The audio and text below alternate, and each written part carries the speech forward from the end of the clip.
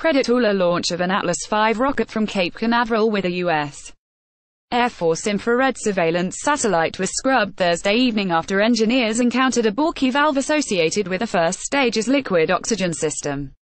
United Launch Alliance, a 5,050 joint venture between Boeing and Lockheed Martin, said the problem was narrowed to a ground system at Cape Canaveral's Complex 41 launch pad. The countdown was paused to allow members of the Atlas V launch team to study a stuck fill and drain valve needed to fill the rocket's first stage with liquid oxygen. Engineers investigated the problem before calling off Thursday's launch attempt, which had a 40-minute window to blast off with a U.S. Air Force's fourth space-based infrared system satellite heading for geosynchronous orbit more than 22,000 miles, nearly 36,000 kilometers over the equator. ULA said in a statement that the flight was scrubbed today due to a ground issue associated with a booster liquid oxygen system. The company said another launch attempt was possible Friday, with another 40-minute window opening at 7:48 p.m. EST 0048 GMT, assuming the valve problem is resolved in time. There is a 90% chance of favorable weather for Friday night's launch window, with a slight concern for cumulus clouds that could pass over the launch pad. The $1.2 billion SBIRS GEO Flight 4 satellite aboard the Atlas V rocket will finish the initial deployment of the Air Force's new generation missile warning network.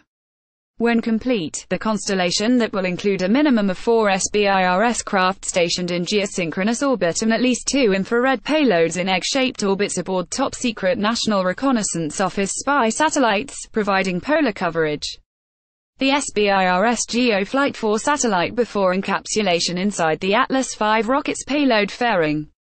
Credit Lockheed Martin. Built by Lockheed Martin, the SBIRS satellites carry sharp infrared sensors to detect heat plumes from rocket launches, feeding data to the military about the origin and trajectory of missiles that could be heading for U.S. territories, deployed troops, or allies.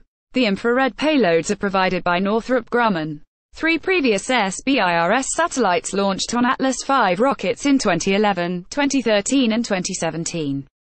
The fourth will give the SBIRS fleet global coverage, replacing missile detection capabilities currently provided by older, previous-generation Defense Support Program satellites.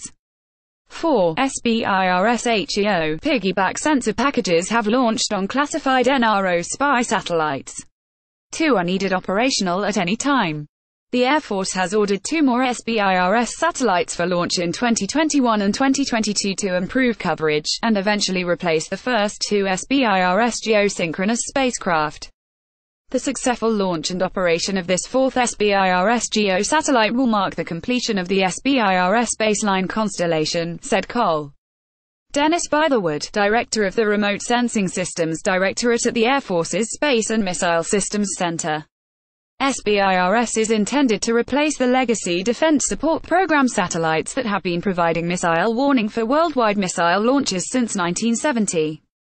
The SBIRS constellation delivers timely, reliable and accurate missile warning and surveillance information to the President, the Secretary of Defense, combatant commanders, the intelligence community and other key decision-makers across our nation. Bythewood said in a pre-launch briefing with reporters.